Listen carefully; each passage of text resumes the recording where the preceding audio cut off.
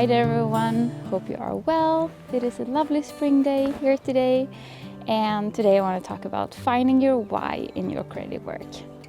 So a why is something that can give you so much clarity and direction in your creative work, and it's just a great thing to have for your creative journey. So let's get started.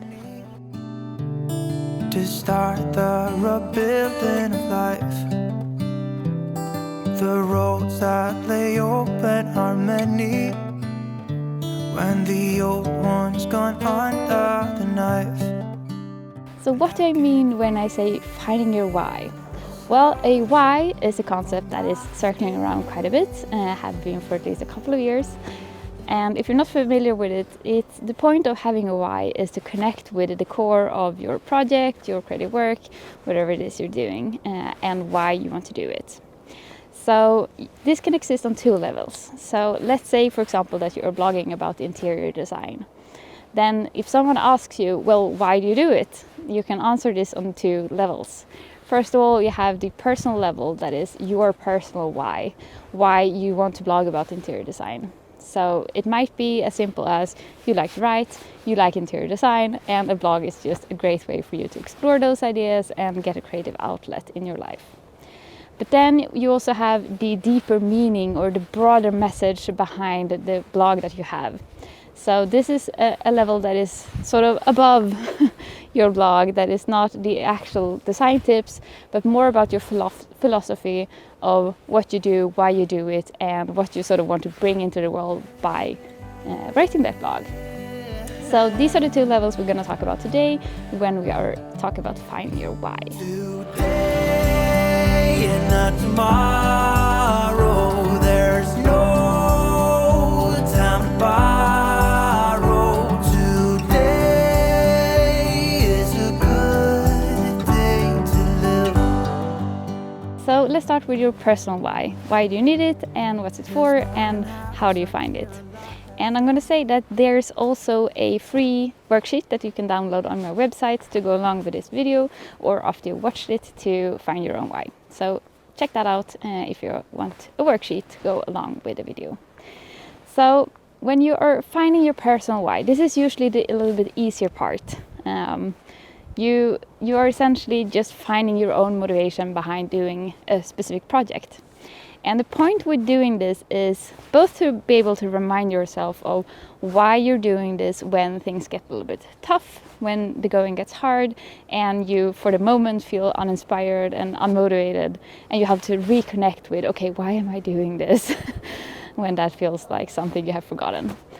But it's also important to have your personal why to be able to guide you forward.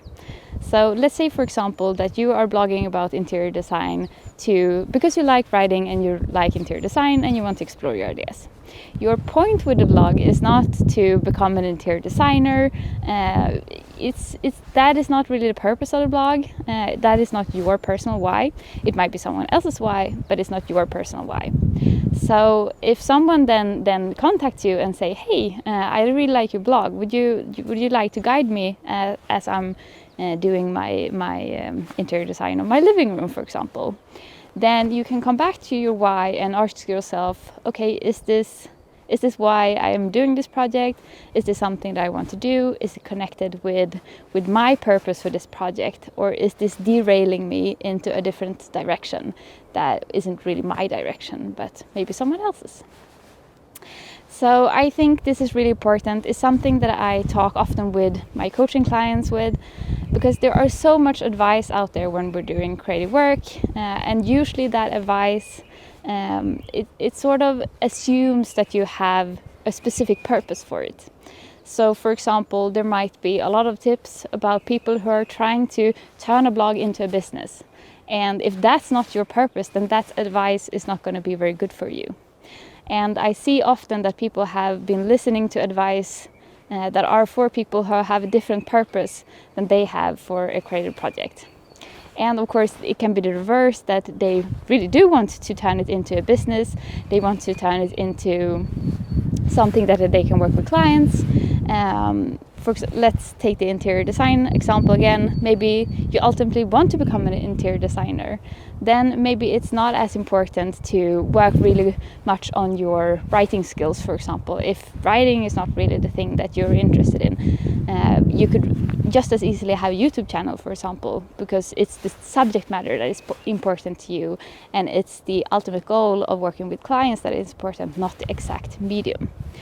So as you can probably see, having your own personal why is really important for your own direction in your creative work. To know, okay, what is the right choice for me? Thinking about what my purpose for the project is.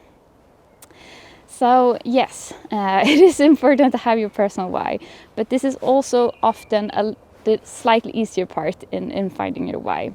So essentially, if you are a little bit unclear about it, and the thing is, it can change over time as well. You might start out for one reason, and then you discover another purpose for the project that goes really well with it, or you change, or your interests change.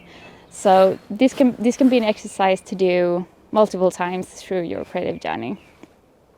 So I recommend just sitting down and thinking through, okay, what is it about this project that is piquing my interest? What is it about that I love? What is it about that sparks my joy? And how do I want this project to, or my creative work to play? What role do I want it to play in my life? So do those journaling questions to discover your personal why, and make sure that you are checking in with yourself with this a little now and then. And especially if there's something that you feel isn't really working, or you're feeling disconnected from your work, it can be really good to come back to, okay, why am I really doing this project? Why is it important to me?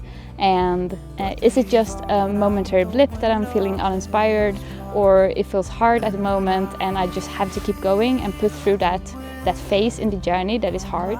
Or is it that there's a disconnect between what I'm doing and why I'm doing it, and that is creating tension within the project that is veering me off in a direction that I don't want?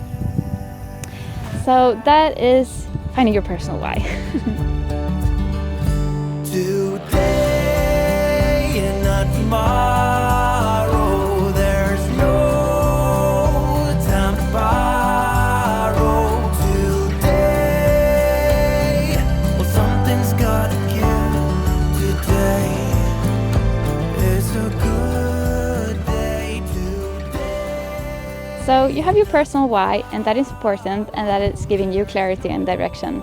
But then there's also the broader why, the broader message behind your creative work and your interior design blog, for example. So why do we need that kind of message, or that kind of why? Well, the idea behind this kind of why is that it gives your work a broader meaning, a broader message, and it connects to values, it connects to your view of life, your view of the world, and connects those values. And then you can connect with your readers or whatever it is on that level as well. And usually this is a really good thing because it connects you to on a deeper level with the people that you are creating for. So this exists for novels, for example, as well. If you're writing a novel, this would probably be called a theme.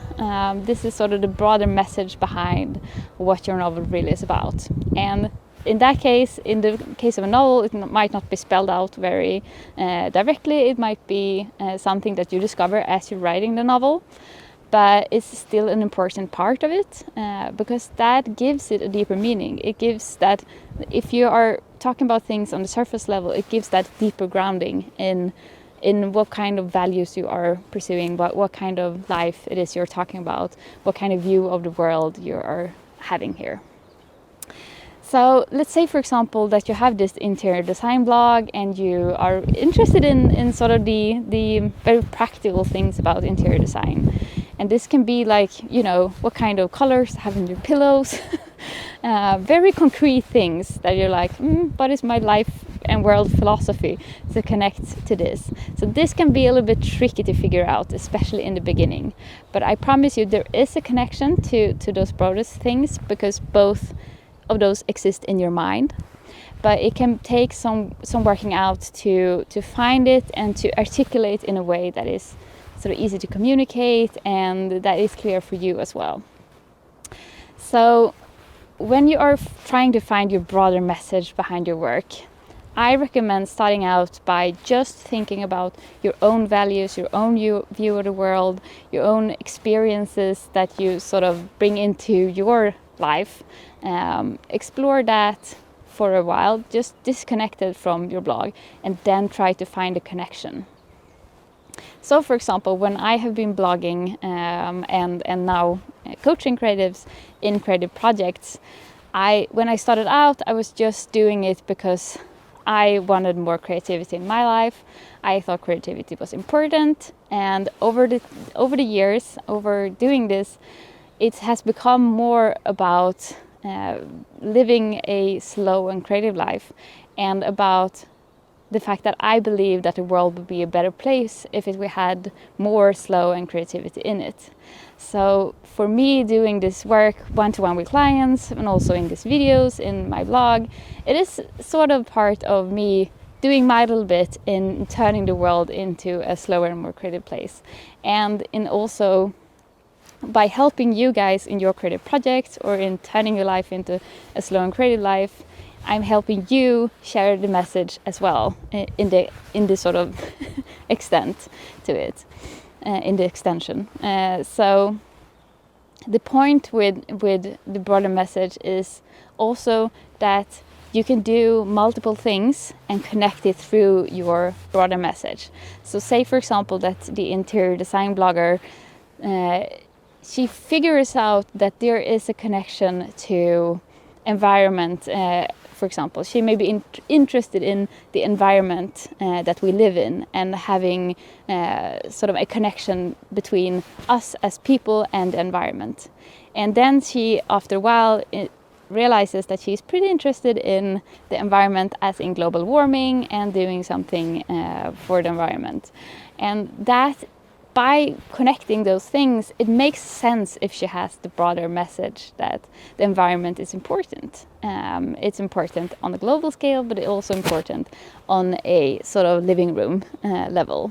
So that is how you can connect ideas that on the surface level might look quite different from each other, but they're connected by your values and your view of the world and what you think is important.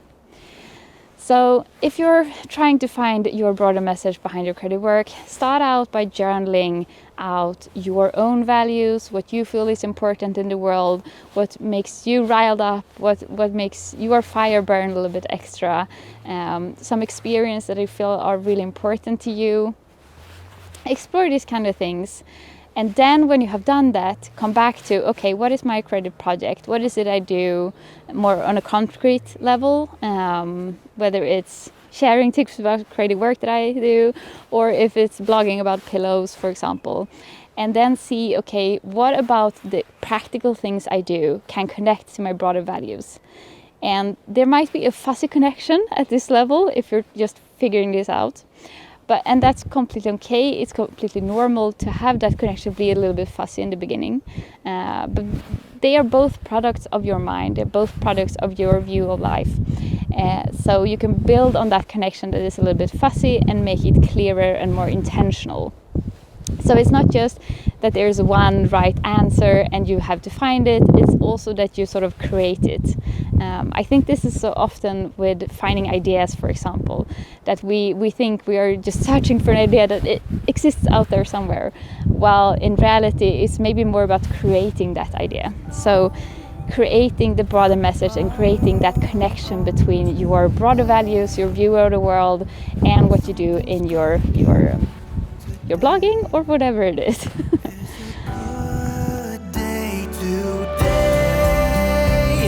Tomorrow, there's no time to borrow today.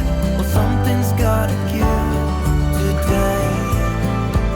It's a good day today.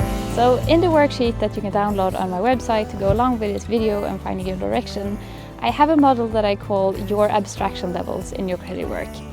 So on the most broad level, that is your fluffy life perspectives, values, that kind of level. that for me would be, I believe that the world would be a better place with more slow and creativity. That is a very abstract, high level of it. And then you have on the other end, you have the actual things you're doing, the pillows on the couch tips.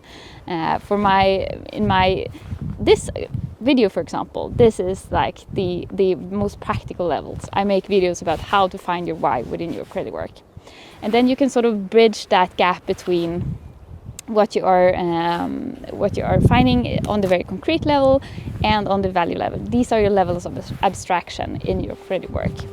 And I find that this can be a good exercise to sort of see how the thing connects between the concrete level and the abstract level and the sort of levels in between. So use that if you want to. There are also a couple of those journaling questions in that worksheet that you can download on my website for free. This is as good a day as any to start the rebuilding of life. So what do we do then when we have our whys? With your personal why, I really recommend documenting it somehow. You can make it part of your vision board if you watch my last video, for example, or just have it in a document somewhere or a special notebook or something, just so you can come back to it when you're starting to feel a little bit confused about what you're doing, why you're doing it. If you feel unmotivated, you can come back to it, or if you're contemplating a change, contemplating how you're going to move forward in your creative project, it can be really good to come back to that why and remind yourself, okay, this is why I'm doing this. Is this aligned with this direction that I'm contemplating, or is it not? And with your broader message, document that as well so that you can come back to it and be reminded, okay, this is sort of the broader purpose behind what I do. But also try to share it in the work that you do somehow. It can be something that is a little bit tricky to start weaving in when you're just beginning to do it, but over time it will come naturally. Just try to connect back, zoom out a little bit in the work that you do sometimes before you zoom back in. You can share it, for example, on my website I have, right now as I'm filming this at least, a little bit of how to sort of to pursue a slower and more creative life before I break down to talking about creative projects or slow living habits.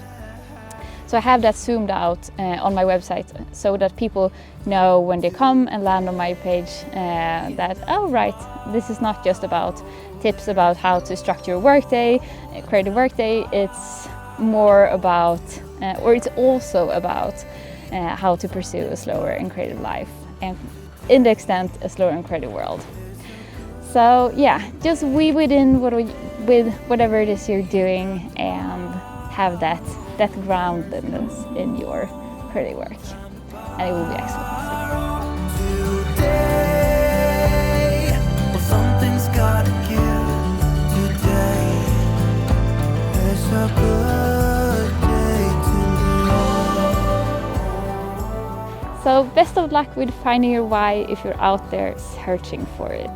And go get that worksheet on my website if you want it to help you along. And I also want to say that I'm right now booking more creative coaching clients. So if you feel like that would be something that would be helpful for you in your creative journey, go check out my coaching packages. I'll leave the links down below. And I also want to say that from May onward, my prices are going up. So if you've been thinking about doing coaching, it's a great time to book with me in April. So yeah, that is all I wanted to share today, and hit the little like button if you like this video. If you are new here, hello and welcome, and I will see you in the next video. Bye! Well, something's gotta give. Today is a good